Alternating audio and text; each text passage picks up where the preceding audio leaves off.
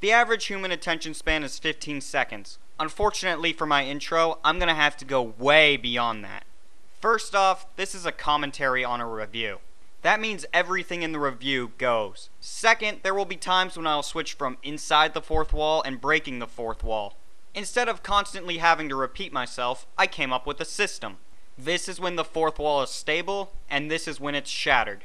I mean, in a video game, things need to make sense in their world and ours, right?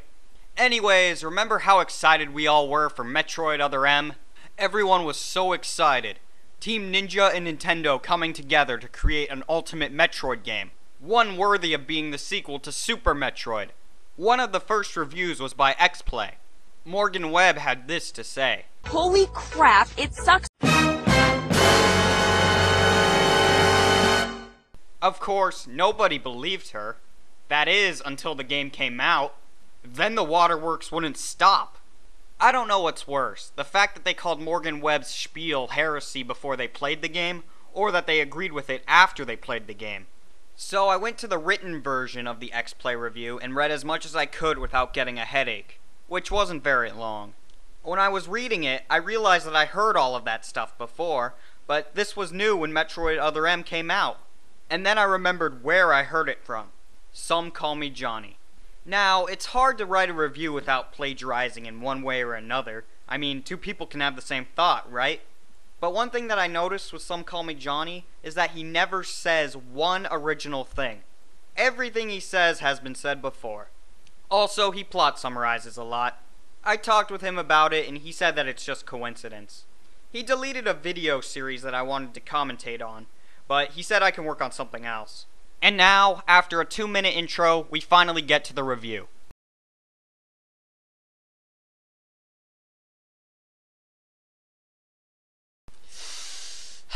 The problem with this is that unless someone's looking at this review to see if someone agrees with them so that they can party, the people watching this review probably haven't played the game. If they were interested enough in the game to look up a review for it, then they probably don't want spoilers. In other words, you probably just lost about 75% of your audience. Unfortunately, I can't really edit out the spoilers without losing a lot of content. Sorry. I'm gonna speed up the history lesson. It takes a little bit too much time, and everything you said was right anyway. So after letting it store around for a bit, does Metroid Other M live up to the expectations it set? Well, watch and find out. So, setting us way back into the year 2009, Nintendo's E3 press briefing, they revealed the trailer to the next Metroid game in the works, Metroid Other M, or MOM, to get the full title of a mouthful. The game was developed by Project M, a combination of staff from Nintendo and Team Ninja, famous for the Dead or Alive series, and of course the 3D Ninja Gaiden games. Some fans were worried that Samus would become overly sexified given Team Ninja's track record with female characters, but the trailer certainly didn't give off that impression, and neither were feature trailers from it either. Now, before anyone asks me, no, I have never played any of the 3D Ninja Gaiden games, so don't expect me to draw any parallels between this game and the Ninja Gaiden series. It's now 2010 and the game's been out for about 3 months. It was a day one purchase for me and I seriously couldn't wait to play the game.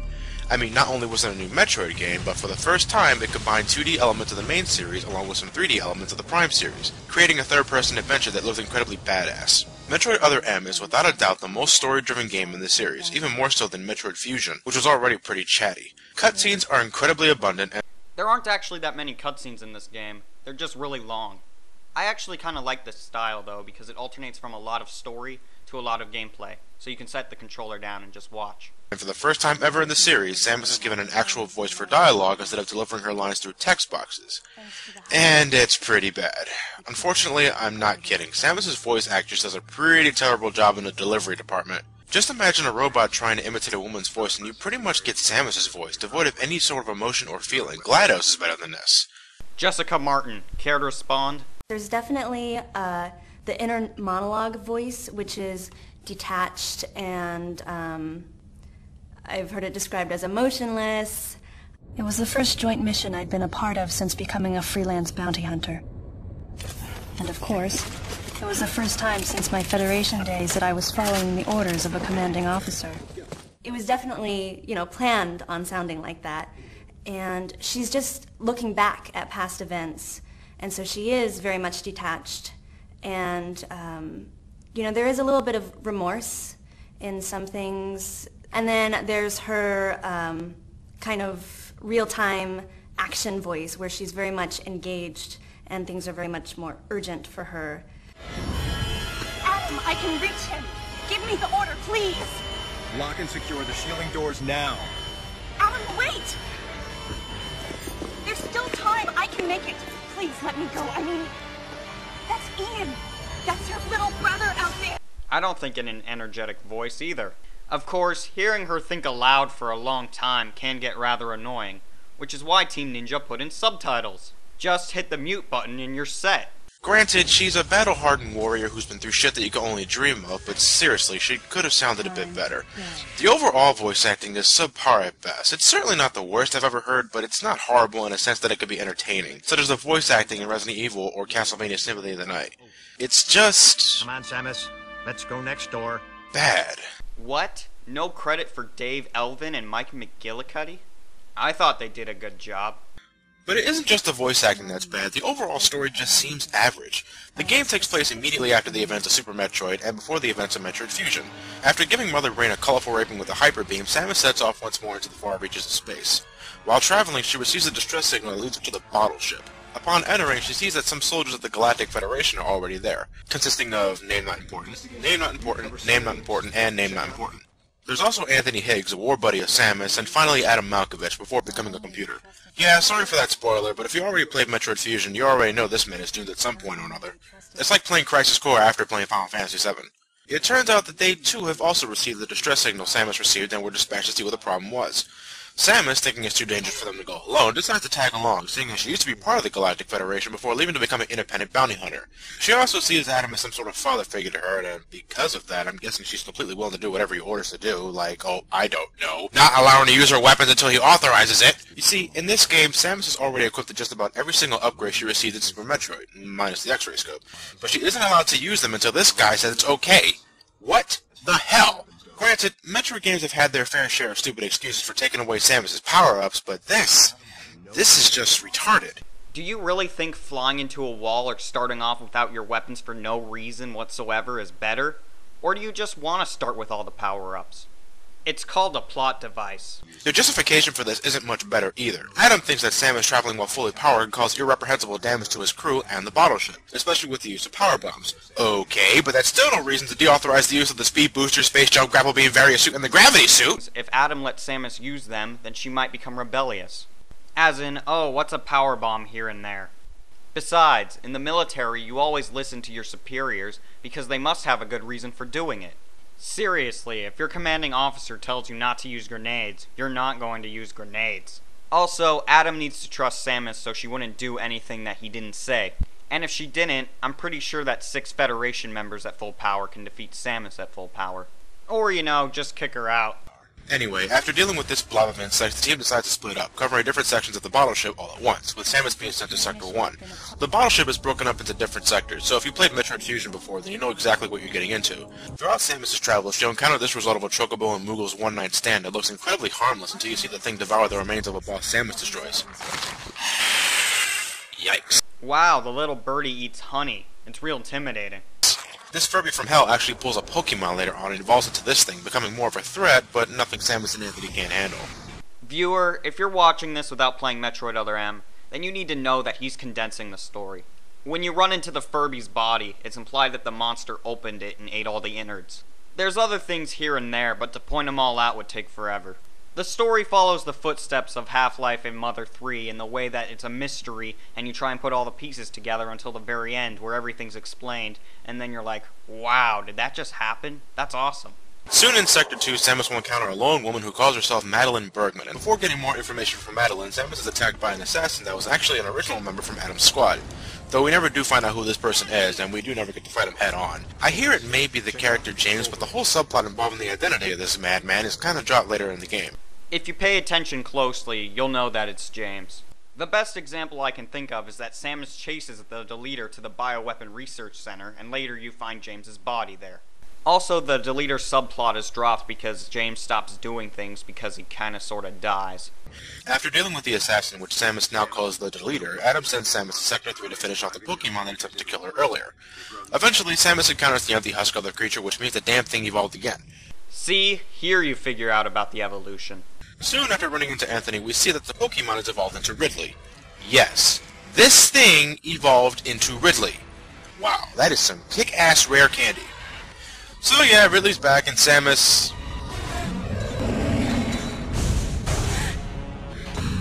Wait, what is she... Wait, what's she doing?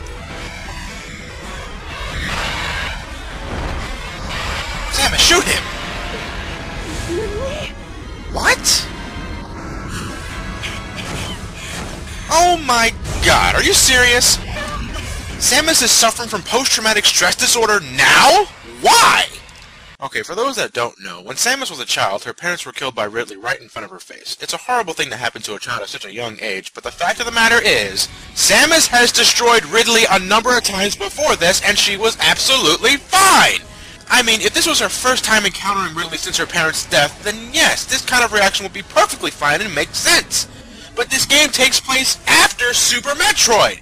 She's already encountered and destroyed Ridley about 6 times! He's nothing she can't handle! For God's sake, Samus, shoot him already! Get yourself a drink, people. This might take a while. Where to begin? I guess I'll start with them showing Samus as a child. If it really is post-traumatic stress disorder, this is the first time we've seen Samus characterized like this. For all we know, she's been shocked every time she's seen Ridley. There's even occasional proof. Here in Metroid Prime 3, Samus is backing up but not shooting him. In Metroid Prime, she stops and watches him fly. And in her first mission, she watches in shock as Ridley charges towards her.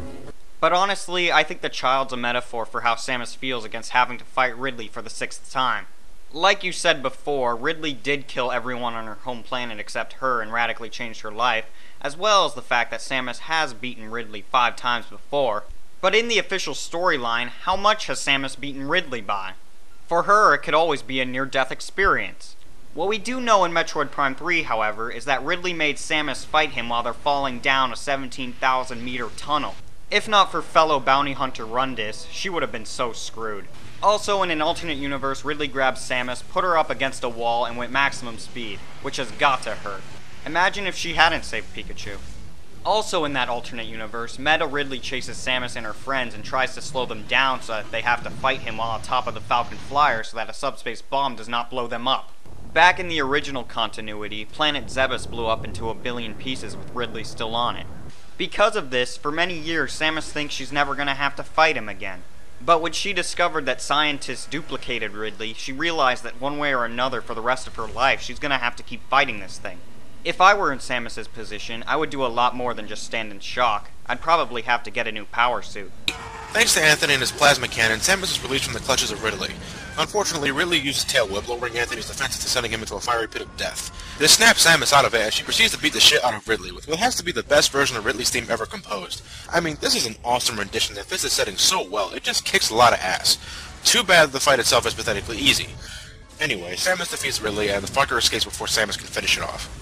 Soon Samus comes across Madeline again and explains to Samus that the Galactic Federation, or at least someone in the Galactic Federation, is secretly working on a Metroid breeding program which also comes complete with clone space pirates, a replica of Torian from planet Zebes, and an artificial version of Mother Brain.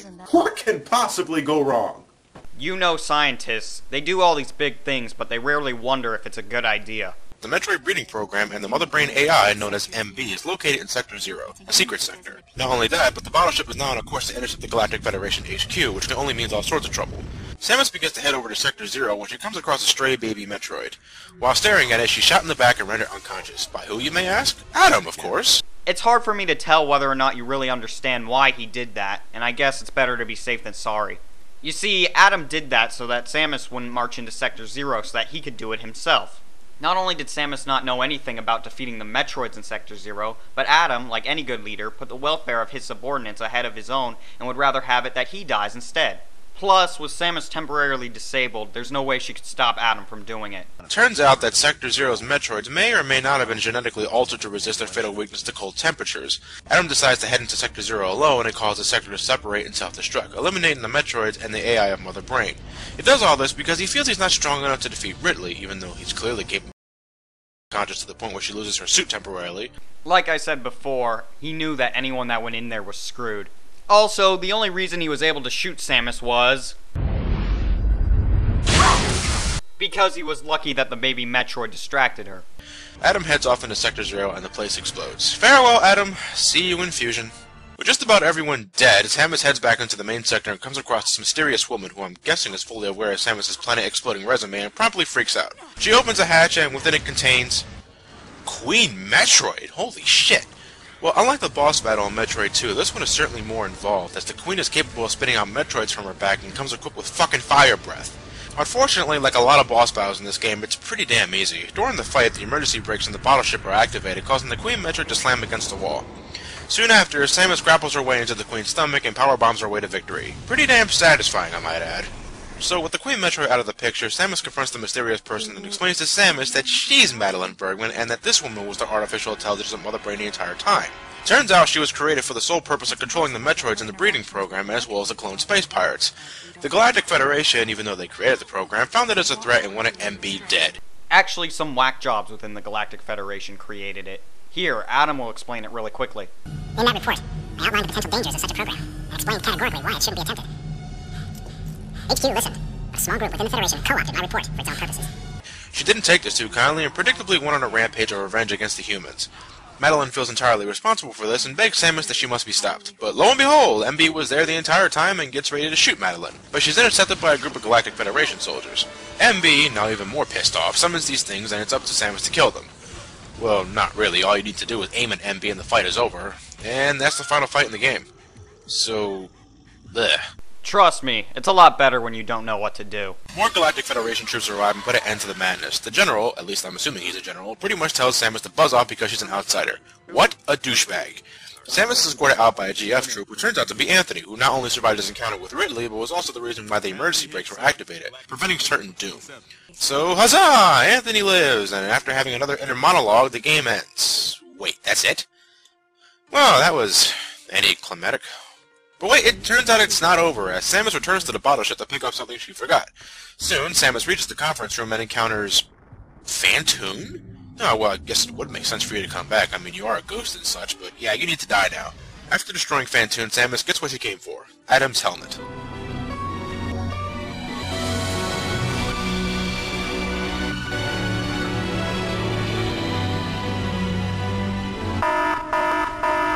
Oh, there's a self-destructing sequence. I was wondering where that went. Samus escapes the bottle ship as it explodes, and you're shown your completion rate afterwards. If you manage to collect all the items, you unlock hard mode, which certainly lives up to its name. How, you say? Play and find out. That plot summary took roughly 7 minutes and 40.5 seconds. If you ask me, I think you should have just given the beginning of the game. I have to agree with most of the stuff you said on the gameplay part, so I'm just gonna fast forward to the parts that I disagree with the most. If you're familiar with the Metroid series, then you should immediately get used to the controls. The game plays entirely with the Wiimote alone. You don't use the nunchuck, there's no Classic controller option, and you can't use the GameCube controller either. So yes, you're playing a 3D game with a D-pad, and it feels really unnatural. Granted, you'll get used to it, but seriously, analog sticks are the future. D-pads should only be used in 2D games. I didn't mind authorization as a way to obtain your upgrades until I entered Sector 3 for the first time. Sector 3 is your typical fire-based area, complete with extremely hot temperatures that suck away Samus' health little by little. So naturally, you would expect Adam to authorize the use of the various suit before even stepping into the area, right?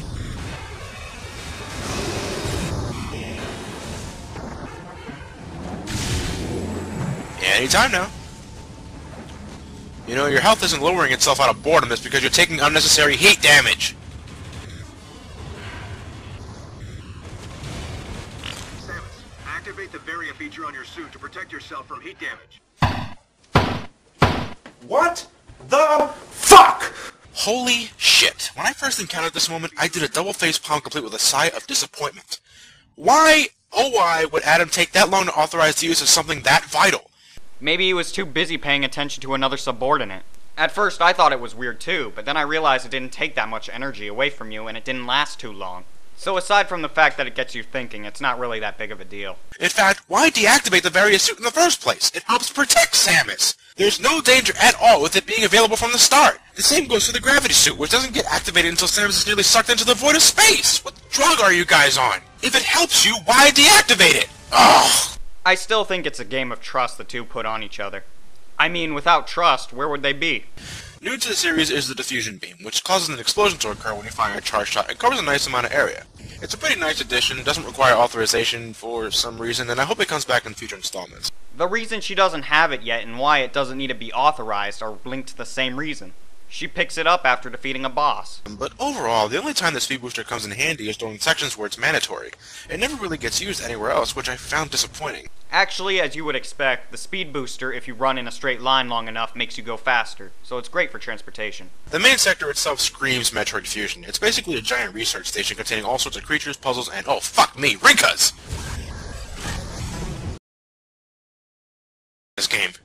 If you don't mind my asking, why did you stop running in order to try and fight it? If you played the other Metroid games, you know that the things that throw the giant circles of death can't be stopped. In fact, this is an adequate time to use your speed boosters. Now, because it's a Metroid title, you would think that progression would be a non-linear experience. Hell no! In this game, you're always told where to go, and you're only limited to certain areas at a time because of locked doors. I didn't think it can get worse than Metroid Fusion, but other M's proved me wrong. Exploration was one of the key factors that made Metroid what it was. If you take that away, then what the hell am I playing? At least with Fusion, you had a little more freedom to explore different sectors when you already explored them, but in this game, you have to follow a set path at all times, which sucks. Although Metroid Other M is more directed than other Metroid games, pretty much all of them except for the first one are all linear. They give you a bunch of paths and you can only get really far in one of them until you find a power-up there, then you go back and go down a different path. The only boss that gave me any sort of trouble was the Queen Metroid, not because the Metroid is fused out, but how you're supposed to kill it.